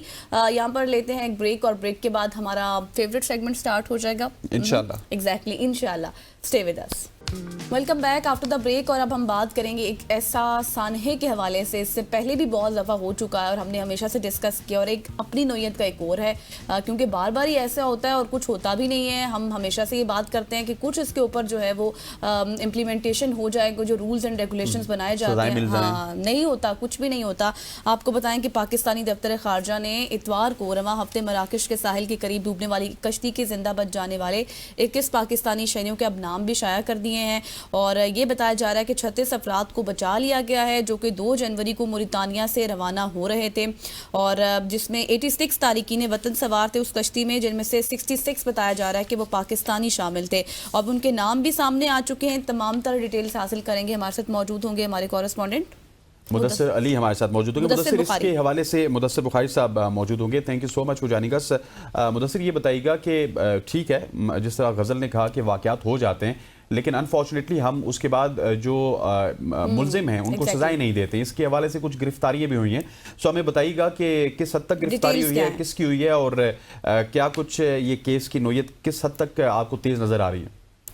जी बहुत शुक्रिया। अगर हम पिछले जो किश्ती हादसे हुए जिसमें लीबिया किश्ती हादसा, यूनान किश्ती हादसे, उनकी हवाले से बात करें तो उनके तो काफी सारे मुल्जमान जो है वो FIA गुजरांवाला ने जो है गिरफ्तार भी कर लिए हैं, और उनमें से कुछ चंद एक को सजाएं भी हुई हैं, लेकिन सजा ना ज्यादातर जो मुल्जमान है वो अदालत से छूट जाते हैं, क्योंकि जो लवाहिकीन है मरने वालों के, वो उनके साथ जो है वो कॉम्प्रोमाइज कर लेते हैं, और वो यही समझते हैं कि जाने वाला तो मारा चला गया, तो उनका कुछ मुआवजा लेके जो उनको माफी दे देते हैं, और वो फिर जो एजेंट हजरात हैं वो छूट कर फिर वही काम जो है वो शुरू कर देते हैं। अगर हम अब इस ताज़े वाकया के हवाले से बात करें जो कि मराकश के अंदर पेश आया, जो हमारी जराये के मुताबिक है, उसके जो कश्ती स्पेन की तरफ जा रही थी उसमें 86 जो अफराद सवार थे, जिनमें तादाद जो पाकिस्तानियों की बताई जा रही है वो 66 पाकिस्तानियों की तादाद बताई जा रही है, जिसमें से जो कुछ पाकिस्तानी जो है वो जिंदा भी बचने में कामयाब हो गए हैं। लेकिन ये एक ऐसा जो खतरनाक और अफसोसनाक हादसा बताया जा रहा है, जिसमें जो बच जाने वाले अफराद हैं उनके लवाहिकीन की तरफ से ये क्लेम किया जा रहा है कि उनके बच्चों को वो कश्ती डूबने की वजह से नहीं मरे, बल्कि उनके बच्चों को जो मोरितानिया के काले एजेंट थे उन्होंने कत्ल किया, उनको हथौड़े मारे गए हैं, उनको मुख्तलिफ किस्म की अजियतें देकर कत्ल किया गया। लेकिन जब हमने अपने जराये के बारे में ये बात कंफर्म की है तो ये बात सामने आई कि उन लोगों को उन्होंने कत्ल करके फेंका है जो दौरान सफर जो है वो बीमार हो गए थे, क्योंकि 8 दिन से कश्ती जो है ये किसी ना किसी वजह से जो है समुद्र के अंदर 8 दिन से खड़ी थी। सर्दी ज्यादा होने की वजह से कुछ नौजवान बीमार हो गए थे। और अच्छा मुदस्सिर, ये बताएं 66 पाकिस्तानी शामिल थे, 36 अफराद को बचाया गया है, यानी कि 36 के बाद जितने भी बचते हैं उन सबको मार दिया गया है या फिर उन्होंने छलांग लगा दी है समुद्र में? जी कुछ तो जो कुछ लोगों को तो कत्ल कर दिया गया है, लेकिन कुछ का भी अभी तक लापता है, क्योंकि लोग ये भी बताया जा रहा है कि कुछ नौजवानों ने जान बचाने के लिए जो है वो छलांगे लगा दी थी, और जिनको बाद में जो है हुकाम ने रेस्क्यू किया था। अब ये तमाम तफसीलात हमारे पास जो है वो आई हैं। अगर हम अच्छा मुदस्सिर साहब, ये बताइए जिस शख्स को गिरफ्तार किया गया ये कौन था और इसका क्या ताल्लुक है इस तमाम तर वाक़े से? अब आप इस मराकश कैसी हादसे में FIA गुजरांवाला ने एक मुल्जिम अंसर नामी मुल्जिम को गिरफ्तार किया है। FIA के मुताबिक जो है उनका ये कहना है कि इसने जो है आमिर नामी एक शहरी से जो तकरीबन 53,50,000 रुपए चार्ज किए थे, उसको स्पेन लेके जाने के लिए बाय एयर लेके जाने के लिए चार्ज किए थे, लेकिन ये वहां तक ना पहुंच सका। लेकिन ये भी अल्लाह का शुक्र है कि जो आमिर नामी शख्स है वो भी बचने के अंदर कामयाब हो गया, और उसको भी मराकश हुकाम में रेस्क्यू किया। अभी उसकी जान जो है वो महफूज बताई जा रही है, लेकिन FIA गुजरांवाला ने उनके लवाहिकीन की दरख्वास्त के ऊपर मुकदमा दर्ज करके उसको गुजरांवाला से ही अंसर नामी इंसानी स्मगलर को वो गिरफ्तार किया है, और उसके बाद जो है उससे मजीद तहकीकात की जा रही है। जब हमारी बात हुई थी डायरेक्टर गुजरांवाला अब्दुल कादिर कमर से, तो उनका ये कहना था कि इस बंदे की गिरफ्तारी के बाद जब जो मजीद गिरफ्तारियां इसकी से जो मालूमात मिलेगी वो मजीद इंकशाफात और गिरफ्तारी होने का भी इसके अंदर। अच्छा मुदस्सिर, ये बताएं कि अब जो लोग बच चुके हैं उनके खानदानों की क्या अपील है और वज़ीर आज़म की जानिब से क्या हिदायत दी गई है? जी बिल्कुल, जो वज़ीर आज़म पाकिस्तान है उन्होंने बड़ा अच्छा इनिशिएटिव दिया है कि उन्होंने एक टीम जो है वो मराकश मोरितानिया मराकश रवाना कर दी है, ताकि वो इस बात का जायजा ले सके कि जो लवाहिकीन है जो इस बात क्लेम कर रहे हैं कि उनके बच्चों को कत्ल किया गया है, वो वहां पे जाके 4 रुकनी टीम भेजी गई है, जिसमें गुजरांवाला जिसमें जो है FIA वजारत दाखिला और जो है IB के अफसरान पर मुश्तमिल एक टीम है, वो वहां पे जाके तहकीकात करेगी। जो बच जाने वाले लोग हैं उनसे वो जाकर उनके भी इंटरव्यू करेंगे, उनसे भी तमाम मालूमात वो लेंगे, और उसके बाद वो वज़ीर आज़म पाकिस्तान PM मोहम्मद शहबाज शरीफ साहब को ये 4 से 5 दिन के दरमियान। अच्छा मुदस्सिर साहब, मुझे आखिर में ये बताइएगा कि ये तो सबको पता होता है कि ये लोग कौन हैं, एजेंट कहाँ पे बैठते हैं, किस तरह से काम करते हैं, तो उस एजेंट माफिया के खिलाफ अभी तक कोई कार्रवाई होती हुई आपको नजर आई है? जी बिल्कुल, एजेंट माफिया के ये एक ऐसा गहरा समुंदर है कि इसके अंदर जगह जगह पे कुछ पाकिस्तान के अंदर बेरोजगारी इतनी है कि हर बंदा इंसानी स्मगलर बन जाता है। इंसानी स्मगलर जो है वो अपने आगे से सब एजेंट भर्ती कर लेते हैं, उनको 4,000 रुपए का लालच देते हैं कि अगर आप इतने बंदे लेके आओगे तो हम इतना कमीशन आपको उसके अंदर देंगे।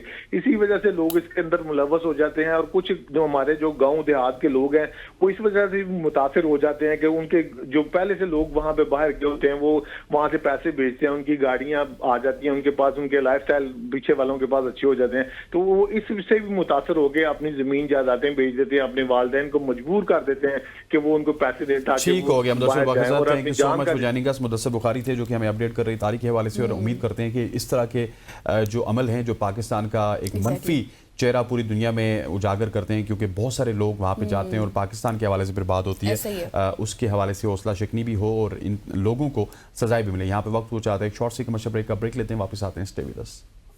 तो जी हमारा फेवरेट सेगमेंट है अब जिस पर हम बात करेंगे सितारों के हवाले से। इतना फेवरेट है कि आपने वेलकम भी नहीं कहा, देख लें। मैंने खुद ही नहीं कहा, क्योंकि मैंने कहा बहुत वेलकम, अब मैं डायरेक्ट स्टार्ट करती हूँ। तो अब भी चाहे आपकी शादी हो, कारोबार हो, जिंदगी हो, कुछ भी हो, आपके सितारे इस हवाले से क्या कहते हैं। रिदा की बर्थडे भी भूल गई हैं। रिदा फातिमा की आज बर्थडे भी है, हमारी न्यूज एंकर हैं वो जी, उनको बहुत बहुत मुबारक, हैप्पी बर्थडे टू यू। और जी इसके साथ साथ आपको बताएं बड़ी हो जाए, बड़ी हो जाए इसके साथ अब कुछ भी हो, सेहत, तालीम, शादी, कारोबार, सब कुछ आप दाऊद जी से पूछ सकते हैं। एग्जैक्टली जी, हमारे साथ मौजूद है दाऊद जी। स्ट्रेट अवे हम स्टार्ट करेंगे पहले स्टार से, आपको वेलकम भी करते हैं, गुड मॉर्निंग भी कहते हैं सर, स्टार्टिंग विद एरीज, उसके बाद फिर गपशप भी लगाएंगे और लोगों की कॉल्स भी लेंगे। आपका शुक्रिया, आप हमेशा बड़े अच्छे अंदाज से पूरी दुनिया को वेलकम करते हैं और यही मुस्कुराहटें हैं जो पूरा हफ्ता हर किसी के चेहरों पे हम देखते हैं। सबसे पहले बात करते हैं एरीज बुर्ज हमल, 21 मार्च था 20 अप्रैल डेट ऑफ बर्थ। थोड़ा सा प्रेशराइज नजर आते हैं एरीज वाले इस वीक में, बट कामों में बहुत जबरदस्त और मसरूफ नजर आते हैं। आप इस वीक में बहुत ज्यादा काम करेंगे, आपका विल पावर, जज्बा बहुत ही जबरदस्त नजर आता है एरीज वालों का।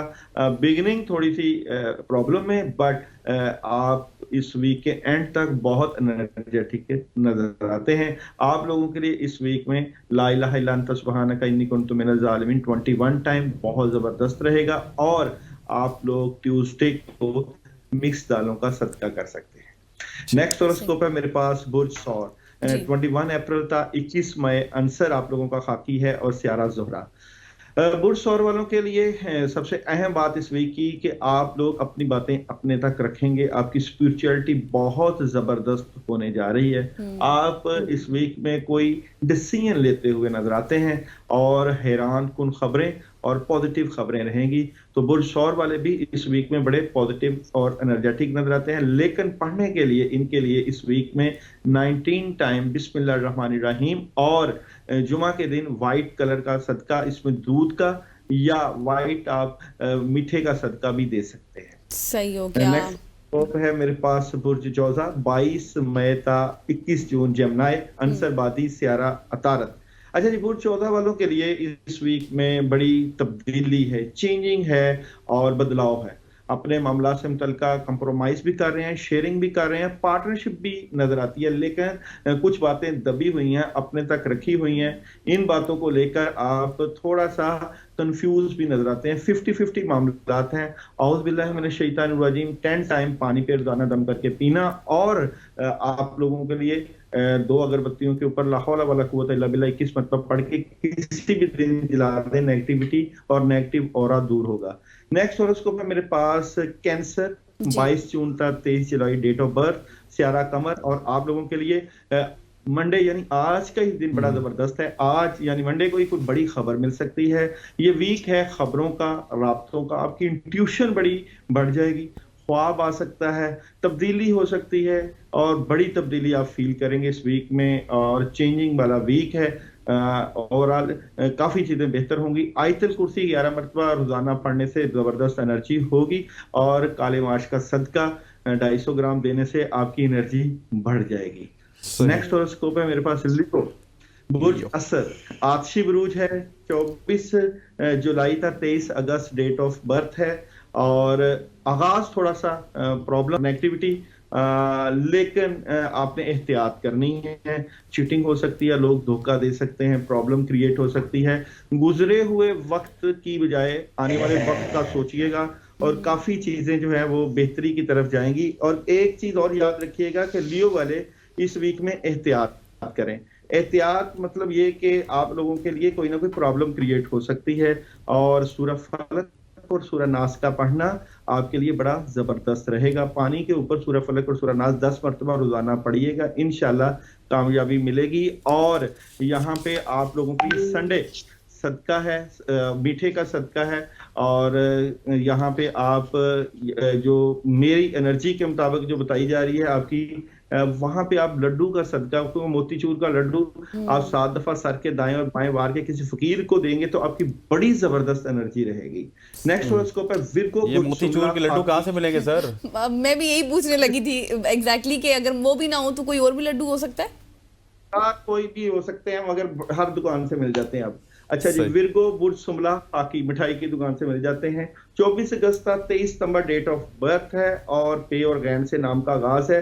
अच्छा जी, विर्गो वाले कुछ मामला से मुतल्लिका उदास है, मामलात में कुछ थोड़ा सा डिले है, लेकिन याद रखिएगा कि कुछ इवल आई का इफेक्ट और स्टार्स की नेगेटिविटी आपके ऊपर असर अंदाज हो सकती है। आपको जज्बाती नहीं होना, प्रेशर नहीं लेना, टेंशन नहीं लेनी, इजी होके मामलात को लेकर चलना है। बड़े फैसले इस वीक में नहीं करने, चलते हुए काम को आगे लेकर चलना है और थोड़ा सा डिले रखना है। मिक्स डालें आप वेडनेसडे लेकर, उसमें आयतल कुर्सी 11 मरतबा पढ़ के कीड़ों मकोड़ों को डालेंगे, बड़ा जबरदस्त रहेगा। अच्छा जी, नेक्स्ट हॉरोस्कोप है मेरे पास लिब्रा, एयर साइन, 24 सितंबर था 23 अक्टूबर डेट ऑफ बर्थ। आप लोगों के लिए ये वीक बहुत जबरदस्त होने जा रहा है। आपके रिलेशन से मुतल्लिका, कारोबार से मुतल्लिका, एजुकेशन से मुतल्लिका बड़ी जबरदस्त मदद होगी। तो रुके हुए पुराने कामों का होना और नई अपॉर्चुनिटीज का आना इस वीक में आपको फील होगा। अब गोल्ड ले सकते हैं, इन्वेस्टमेंट कर सकते हैं, घर ले सकते हैं। तो मैं समझता हूं कि लिब्रा वालों के लिए कमाल का ये वीक है। इस एनर्जी को बेहतर करने के लिए ला इलाहा इल्ला अंता सुब्हानका इन्नी कुन्तु मिनज़ ज़ालिमीन 21 टाइम अगर आप रोजाना पढ़ते हैं तो बहुत ज्यादा एनर्जेटिक रहेंगे।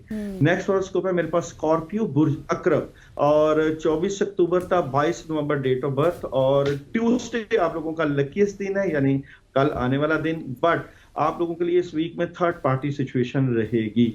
आप जो करना चाहते हैं उसमें आपको बहुत हेल्प रहेगी, लेकिन कुछ आपकी तबीयत में ही उदासी और नेगेटिविटी फील होगी, उससे आपने बचना है। ओवरऑल किसी भी मशवरे के बगैर फैसला नहीं करना। आपके पेरेंट्स आपके लिए इस वीक में बड़े अहम हैं, वो आपको मुश्किल से भी निकालेंगे और आपके लिए बेहतरी का बायस भी बनेंगे।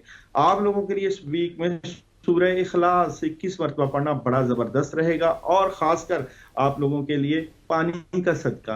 पानी आप 1.5 लीटर की 2 पानी की बोतलें लें और किसी को पानी की बोतलें हदिया कर दें, उससे बड़ी जबरदस्त एनर्जी रहेगी। नेक्स्ट हॉरोस्कोप है मेरे पास सजिटेरियस बुर्ज कॉस, 23 नवंबर था 22 दिसंबर डेट ऑफ बर्थ। नाम का आगाज हरूफ फे से होता है।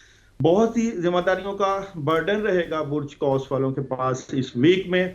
आप फजूल खर्ची से बचिए, आपके अखराजात बढ़ सकते हैं, उनको कंट्रोल करने की कोशिश कीजिए। इर्द गिर्द के लोगों के ऊपर निगाह रखिए, कहीं वो आपके लिए प्रॉब्लम क्रिएट ना करें। नेगेटिविटी आप फील करेंगे, इस नेगेटिविटी से बचने के लिए सूरह फलक और सूरह नास 3 मरतबा पानी के ऊपर दम करके रोजाना सुबह के टाइम पी लीजिएगा।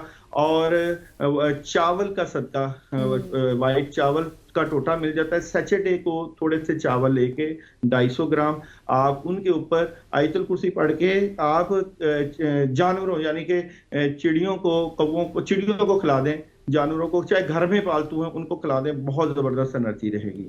नेक्स्ट हॉरोस्कोप है मेरे पास कैप्रिकॉर्न बुर्ज जद्दी, 23 दिसंबर था 20 जनवरी डेट ऑफ बर्थ है, और जिन लोगों के नाम का आगाज जीम, खे और गाफ से होता है। आपकी ख्वाहिशें पूरा होने का ये वीक है। आप जो चाहते हैं अपनी ख्वाहिशें पूरा करना जरूर कीजिएगा। व्हाइट कलर आप लोगों के लिए बड़ा जबरदस्त रहेगा।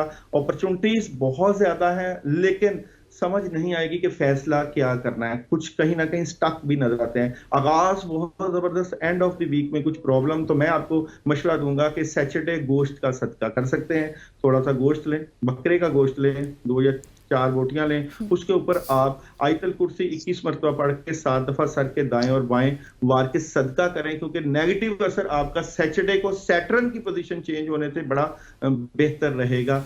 और नेक्स्ट हॉरोस्कोप है मेरे पास एक्वेरियस, बुर्ज दिलो, सियारा यूरेनस, अंसर हवा, और सैटरडे आप लोगों का लकी। और जिन लोगों के नाम का आगाज सीन, शीन, स्वाद और टे से होता है, जनाब आगाज आप अपने आप से लड़ते हुए नजर आ रहे हैं, फाइट करते हुए नजर आ रहे हैं, क्योंकि आप बड़ा करना चाहते हैं इस वीक में और आप कर लेंगे, क्योंकि आपकी एनर्जी बहुत जबरदस्त है। जी और जीने दो के ऊपर जिस तरह आप चलते हैं, खुशियां, जजमेंट, एंजॉय करेंगे, फीलिंग बहुत जबरदस्त। लेकिन आगाज यानी कि सैटरडे और मंडे और ट्यूसडे थोड़ी सी एनर्जी प्रॉब्लम, बट आगे बहुत जबरदस्त रहेगा। और आप लोगों के लिए जो है घर की रोटी बनाएं 1 या 2 जुमेरात के दिन, उसका सदका दे दें, किसी फकीर को दे दें अपनी बद असरात और नेगेटिविटी दूर करने के लिए, ताकि आपका ऑरा बूस्ट करे, तो बड़ा जबरदस्त रहेगा। और रोजाना की पढ़ाई में आप ला हौला वला कुव्वत इल्ला बिल्लाह 11 मरतबा पढ़ सकते हैं। और लास्ट में है जी पाइसिस बुर्ज हौत 20 फरवरी था 20 मार्च।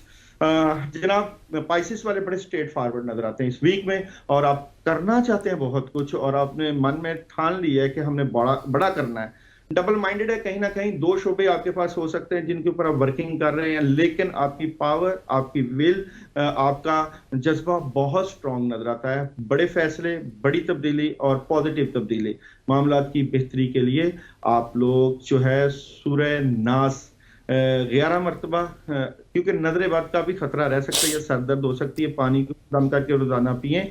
और सदके के तौर पे 110 रुपए लेने हैं, उनके ऊपर आपने 110 मरतबा ही ला इलाहा इल्ला अंता सुब्हानका इन्नी कुन्तु मिनज़ ज़ालिमीन 10-10 के नोट लेने हैं, और किसी फकीर को गाड़ी में रख लें या पास रख लें, उसको सदका करें अपने मामलात के लिए। बहुत जबरदस्त और एनर्जेटिक रहेगा आपके लिए ये सारा मामला।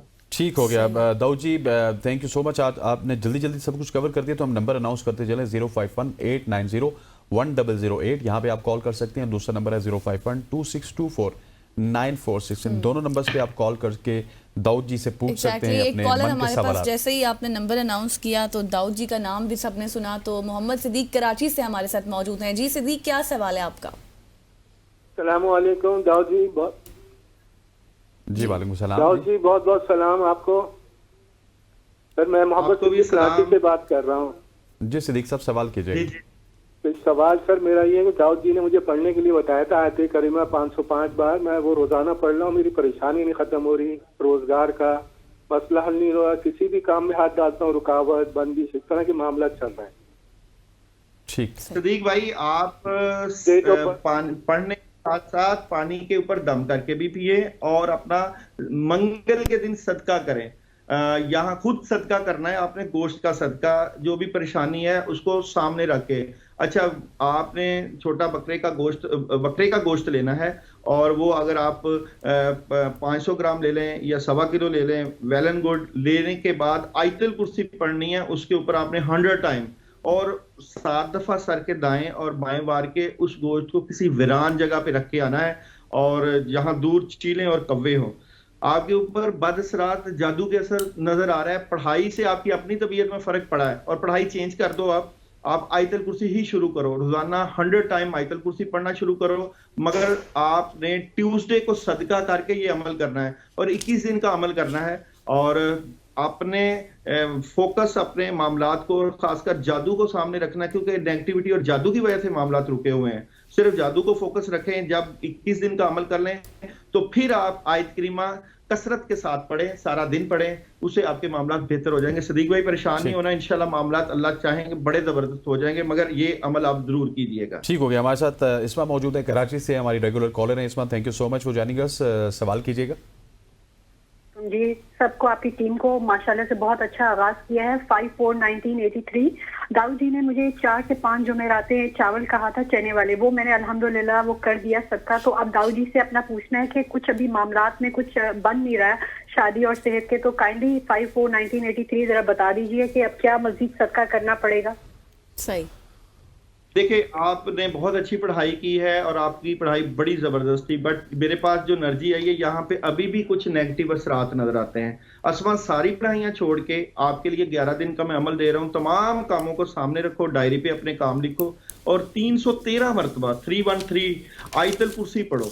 और ये आयतल कुर्सी इस तरह पढ़नी है कि 11 अगरबत्तियां लेनी है आपने, उनके ऊपर 313 मरतबा आयतल कुर्सी पढ़ के अगरबत्तियों पे फूंक मार के उनको जला देना है। और ये अमल रात इशा के बाद का करना है, क्योंकि अभी भी नेगेटिव असरात मौजूद हैं। और ये 3 का अदद है, इसका मतलब 3 लोगों के ऊपर ज्यादा असर है घर में। तो आप ये अमल करो, बाकी नमाज पढ़ो, कुरान पढ़ो, मगर वजीफा सिर्फ यही करो आयतल कुर्सी वाला। फिर मुझे बताओ आपकी तबीयत में और घर के मामलात में क्या फर्क है। अगली कॉलर भी दाऊद जी हमारे साथ मौजूद हैं, उनके ऊपर सही सलमा वॉक एंड से हमारे साथ मौजूद है। सलमा अस्सलाम वालेकुम, थैंक यू फॉर ज्वाइनिंग अस। अपना सवाल कीजिए।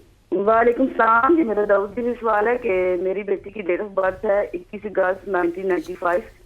तो उसके रिश्ते का मसला हल नहीं हो रहा। अभी एक रिश्ता है, तो ये पूछना था कि बिल्कुल रिश्ता आया, मगर चले आपने बिल्कुल ठीक कहा है, रिश्ते आते हैं बट रिश्ते फाइनल नहीं होते, डिले हो जाते हैं, मामला खराब हो जाते हैं रिश्तों से मुतल्लिका। बेटी के रिश्ते की बंदिश दूर करने के लिए आपको मैं पढ़ाई बता रहा हूँ, वो आपने करनी है। औज़ बिल्लाहि मिनश शैतानिर रजीम, बिस्मिल्लाहिर रहमानिर रहीम, ला इलाहा इल्ला अंता सुब्हानका इन्नी कुन्तु मिनज़ ज़ालिमीन। ये आपने 119 मरतबा पढ़नी है बेटी के लिए, और बेटी को पानी पे दम करके पिलाओ। देखो बेटी की कोई मुझे कमी नजर नहीं आती, खूबसूरती में, नॉलेज में, हर चीज में बड़ा जबरदस्त रिश्ता है, बट जो लोग आते हैं वो दोबारा आते ही नहीं, ये है प्रॉब्लम। तो मैं यहाँ पे स्पिरिचुअलिटी देखूं, स्पिरिचुअलिटी में तो यहाँ पे 2 साल से बंदिश लगी हुई है, नजर लगी हुई है बेटी पे। तो ये अमल करें, खुद भी पानी पे दम करके पिला सकती हैं और बेटी को भी कहें कि ज्यादा से ज्यादा पढ़ें, उससे बेहतर हो जाएगा मामला। ठीक हो गया। फरीद साहब रावलपिंडी से मौजूद है। फरीद साहब सवाल कीजिएगा। फरीद साहब सवाल कीजिएगा। अस्सलाम वालेकुम सर। वालेकुम सलाम व रहमतुल्लाह। अच्छा सर, मैं ये बात करना चाहता हूँ, मैं दाऊद जी से बात करना चाहता हूँ। जी जी सवाल कीजिए। अच्छा सर, ये मेरा प्रॉब्लम ये आ रहा है कि मेरे ना पाँव में बहुत ज्यादा दर्द रहती है। ठीक है, ठीक। और उसके बाद मेरे घर के हालात कुछ ठीक नहीं है, हर लिहाज से, माशी लिहाज से भी। और उसके बाद मेरे बच्चों में प्रॉब्लम रहती है, कभी बीमार रहते हैं। जी सर, मैं इनसे बात कर सकता हूँ? जी जी बात कीजिए। यहाँ पे सूरत ये है फरीद कि आपके घर में हर वक्त की टेंशन, लड़ाई झगड़ा और प्रॉब्लम रहती है, और आपकी टांगों के नीचे नीचे वाला हिस्सा काम ही नहीं करता, और सर दर्द भी रहता है। कुछ इस तरह की सूरत फील करते हैं आप? मेरे ख्याल ड्रॉप हो गए वो। तो पढ़ने के लिए अमर बता देता हूँ। ये औज़ बिल्लाहि मिनश शैतानिर रजीम 319 मरतबा 11 दिन जो है वो पानी के ऊपर दम करके खुद भी पिएं, घर वालों को भी पिलाएं, और अगर मुमकिन हो सके तो जैतून का तेल लें, जैतून के तेल के ऊपर आयतल कुर्सी एक ही वक्त में 100 टाइम पढ़ के उसकी मसाज करें। चलें, सही। तो एक लास्ट कॉलर हमारे साथ मौजूद है, सनम रावलपिंडी से। सनम बहुत शुक्रिया, अपना सवाल कीजिए जल्दी से। जी सनम सवाल कीजिएगा। मैंने अपने सनम जल्दी ना किया करो, आपकी एनर्जी मेरे सामने जो आ रही है जी मामला। जी जी सनम को बताइएगा जी, इन्होंने अपने हस्बैंड के हवाले से कुछ पूछना था। अच्छा, मैंने आपको पहले बता दिया है कि सनम के हस्बैंड का क्या नाम है? सनम सना है, सना। अच्छा सना, सना आपके हस्बैंड का नाम क्या है? हस्बैंड का नाम सईद। सईद, सही। क्या पूछना क्या है? उनकी जॉब नहीं हो रही है। जॉब नहीं हो रही है, दाऊद जी जल्दी से बताइएगा। तो कोई जॉब नहीं मिल रही। ठीक है सना, हम पूछते हैं। दाऊद जी जल्दी से बताइएगा, हमारे पास वक्त खत्म। आपके बारे में आपको मैं वजीफा बता देता हूँ। आप हस्बी अल्लाहु ला इलाहा इल्लाहु अलैहि तवक्कलतु व हुवा रब्बुल अर्शिल अज़ीम। अपने हस्बैंड की जॉब के वाले से सना, या आप खुद भी काफी पढ़ाइयाँ करती हो माशाल्लाह, मुझे रूहानी तौर पे ऐसी ही एनर्जी नजर आ रही है। अच्छा, ये आप 11 दिन का अमल करो और 1100 मरतबा पढ़ो, और 11 दिन का अमल करने के बाद आप घर में कोई मीठा बनाओ और घर में खाओ, या किसी बच्चों में या बाहर तकसीम कर दो। हस्बी अल्लाहु ला इलाहा इल्ला हुवा अलैहि तवक्कलतु व हुवा रब्बुल अर्शिल अज़ीम 1100 मरतबा 11 दिन का अमल करो, जॉब के हवाले से ही आपके लिए ठीक हो गया। Daud ji thank you so much for joining us. Daud ji हमारे साथ मौजूद थे। It's always pleasure to talk तीनों साथ। आज की सुबह की सोच से इतना ही। मुझे गजल को हमारी पूरी प्रोडक्शन टीम को इजाजत दीजिए। अल्लाह हाफिज।